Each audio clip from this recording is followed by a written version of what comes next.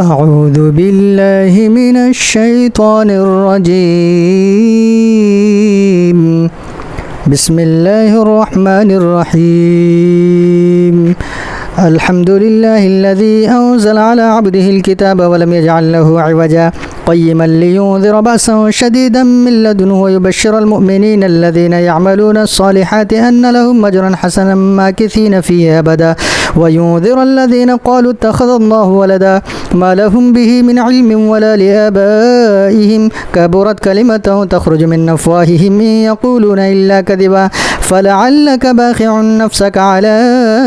آثارهم إن لم يؤمنوا بهذا الحديث أسفا إنا جعلنا ما على اللوغ زينة لها لنبلوهم أيهم أحسن عملا وإنا لجاعلون ما عليها صعيدا جرزا أم حسبت أن أصحاب الكهف والرقيم كانوا من آياتنا عجبا إذا أوى الفتية إلى الكهف فقالوا ربنا آتنا من لدنك رحمة وهيئ لنا من أمرنا رشدا فضربنا على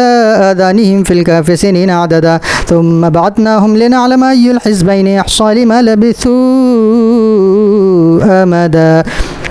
نحن نقص عليك نبأهم بالحق إنهم فتية آمنوا بربهم وزدناهم هدى وربطنا على قلوبهم إذ قاموا فقالوا ربنا رب السماوات والأرض لن ندعو من دونه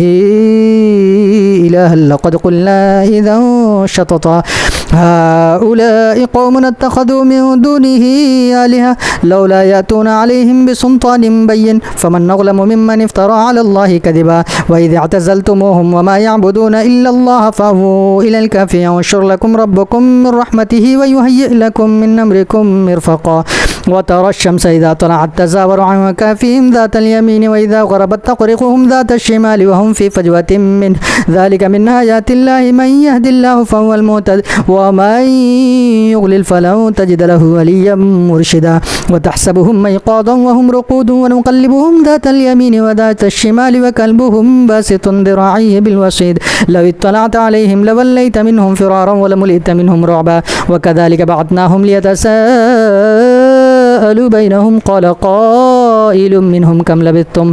قالوا لبثنا يوما أو بعض يوم قالوا ربكم أعلم بما لبثتم فبعثوا أحدكم بورقكم هذه إلى المدينة فلينظر أيها أزكى طعاما فليأتكم برزق منه وليتلطف ولا يشعرن بكم أحدا إنهم إن يظهروا عليكم يرجموكم أو يعيدوكم في ملتهم ولن تفلحوا إذا أبدا وكذلك أعثرنا عليهم ليعلموا أن وعد الله حق وأن الساعة لا ريب فيها إذ يتنازعون بينهم أمرهم فقالوا ابنوا عليهم بنيانا ربهم أعلم بهم قال الذين غلبوا على أمرهم لنتخذن عليهم مسجدا سيقولون ثلاثة رابعهم كلبهم ويقولون خمسة سادسهم كلبهم رجما بالغيب ويقولون سبعة وثامنهم كلبهم قل ربي أعلم بعدتهم ما يعلمهم إلا قليل فلا تمار فيهم إلا مراء ظاهرا ولا تستفت فيهم منهم أحدا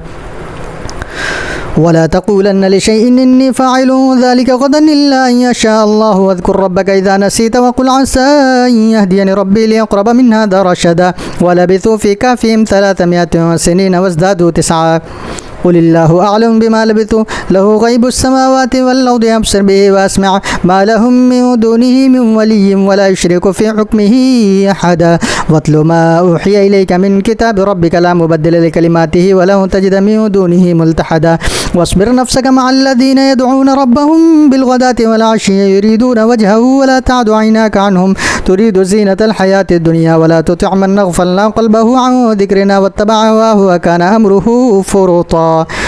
وقل الحق من ربكم فمن شاء فليؤمن ومن شاء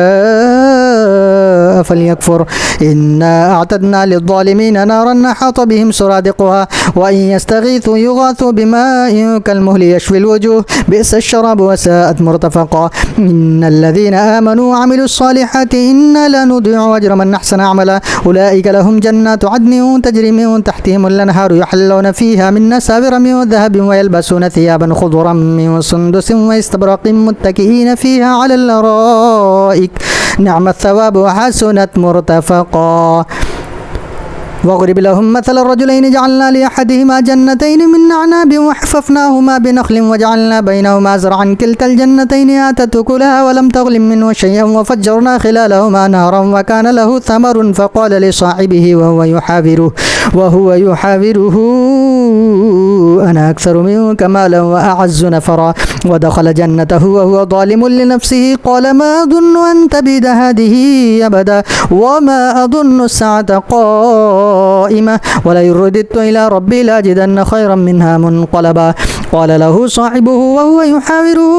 وكفرت بالذي خلقك من تراب ثم من نطفة ثم سواك رجلا لكن هو الله ربي ولا أشرك بربي أحدا ولولا إذ دخلت جنتك قلت ما شاء الله لا قوة إلا بالله إن ترني أنا أقل منك مالا وولدا فعسى ربي أن يؤتيني خيرا من جنتك ويرسل عليها حسبانا من السماء فتصبح صعيدا زلقا أو يصبح ماؤها غورا فلم تستطيع له طلبا وأحيط بثمره فأصبح يقلب كفيه على ما أنفق فيها وهي خاوية على عروشها ويقول يا ليتني لم أشرك بربي أحدا ولم تكن له فئة ينصرونه من دون الله وما كان منتصرا هنالك الولاية لله الحق هو خير ثوابا وخير عقوبا واضرب لهم مثل الحياة الدنيا كماء أنزلناه من السماء فاختلط به نبات الأرض فأصبح هشيما تذروه الرياح وكان الله على كل شيء مقتدرا المال والبنون زينة الحياة الدنيا والباقيات الصالحات خير عند ربك ثوابا وخير أملا ويوم نسير الجبال وترى الأرض بارزة وحشرناهم فلم نغادر منهم أحدا وعرضوا على ربك صفا لقد جئتمونا كما خلقناكم أول مرة بل زعمتم أن لن نجعل لكم موعدا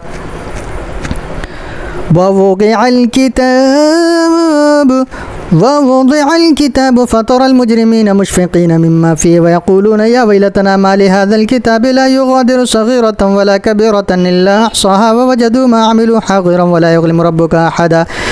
وإذ قلنا للملائكة اسجدوا لآدم فسجدوا إلا إبليس كان من الجن ففسق عن أمر ربه فتتخذونه وذريته أولياء من دوني وهم لكم عدو بئس للظالمين بدلا ما أشهدتهم خلق السماوات والأرض ولا خلق أنفسهم وما كنت متخذ المضلين عضدا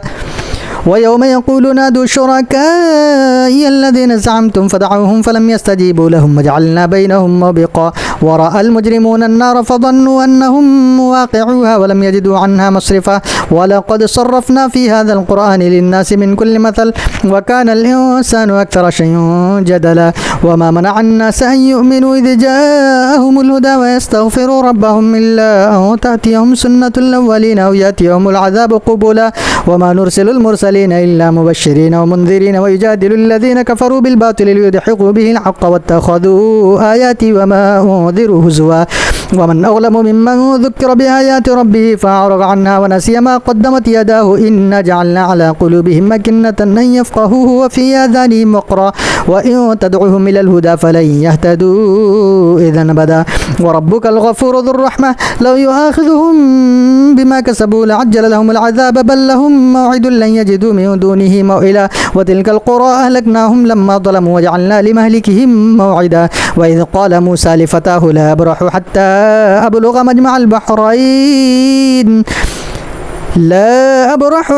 أبلغ مجمع البحرين أو أمضي حقبا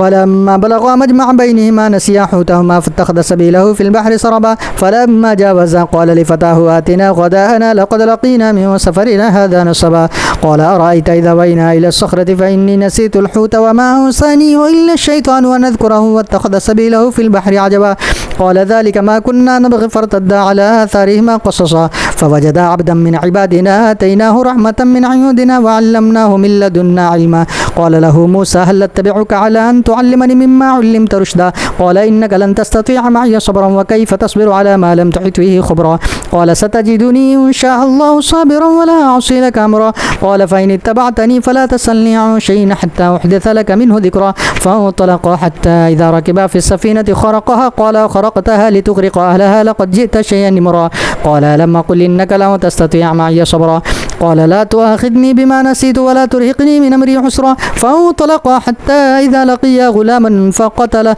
قال قتلت نفسا زكية بغير نفس لقد جئت شيئا نكرا قال لما قل لك إنك لن تستطيع معي صبرا قال إن سألتك عن شيء بعدها فلا تصاحبني قد بلغت من لدني عذرا فانطلقا حتى إذا أتيا أهل قرية استطعما أهلها فأبوا أن يغيفوهما فوجدا فيها جدارا يريد أن ينقض فأقامه قال لو شئت لاتخذت عليه أجرا قال هذا فراق بيني وبينك سأنبئك بتأويل ما لم تستطع عليه صبرا أما السفينة فكانت لمساكين يعملون في البحر فأردت أن أعيبها وكان وراءهم ملك يأخذ كل سفينة غصبا وأما الغلام فكان أبواه مؤمنين فخشينا أن يرهقهما طغيانا وكفرا فأردنا أن يبدلهما ربهما خيرا منه زكاة وأقرب رحما وأما الجدار فكان لغلامين يتيمين في المدينة وكان تحته كنز لهما وكان أبوهما صالحا فأراد ربك أن يبلغا أشدهما ويستخرجا كنزهما رحمة من ربك وما فعلته عن أمري ذلك تأويل ما لم تستطع عليه صبرا ويسألونك عن ذي القرنين قل سأتلو عليكم منه ذكرا إنا مكنا له في الأرض وآتيناه من كل شيء سببا فأتبع سببا حتى إذا بلغ مغرب الشمس وجدها تغرب في عين حمية ووجد عندها قوما قلنا يا ذا القرنين إما أن تعذب وإما أن تتخذ فيهم حسنا قال أما من ظلم فسوف نعذبه ثم يرد إلى ربه فيعذبه عذابا نكرا وأما من آمن وعمل صالحا فله جزاء الحسنى وسنقول له من أمرنا يسرا ثم أتبع سببا حتى إذا بلغ مطلع الشمس وجدها تطلع على قوم لم نجعل لهم من دونها سترا كذلك وقد أحطنا بما لديه خبرا ثم أتبع سببا حتى إذا بلغ بين السدين وجد من دونهما قوما لا يكادون يفقهون قولا قالوا يا ذا القرنين إن يأجوج وماجوج مفسدون في الأرض فهل نجعل لك خرجا على أن تجعل بيننا وبينهم سدا قال ما مكني فيه ربي خير فأعينوني بقوة نجعل بينكم وبينهم ردما آتوني زبر الحديد حتى إذا ساوى بين الصدفين قال انفخوا حتى إذا جعله نارا قال آتوني أفرغ عليه قطرا فما استطاعوا أن يظهروه وما استطاعوا له نقبا قال هذا رحمة من ربي فإذا جاء وعد ربي جعله دكا فجعله قال هذا رحمة من ربي فإذا جاء وعد ربي جعله دكا وكان وعد ربي حقا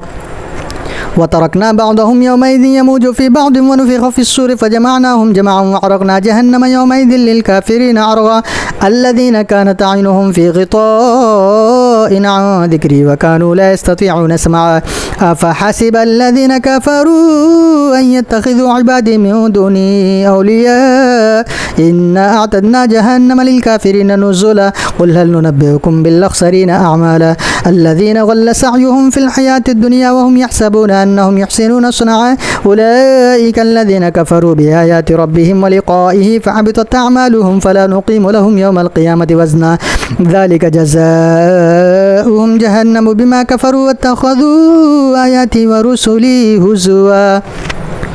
إن الذين آمنوا وعملوا الصالحات كانت لهم جنات الفردوس نزلا خالدين فيها لا يبغون عنها حولا قل لو كان البحر مدادا لكلمات ربي لنفد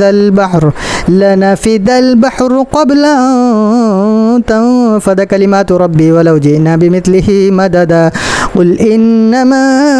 أنا بشر مثلكم يوحى إلي أنما إلهكم إله واحد فمن كان يرجو لقاء ربه فليعمل عملا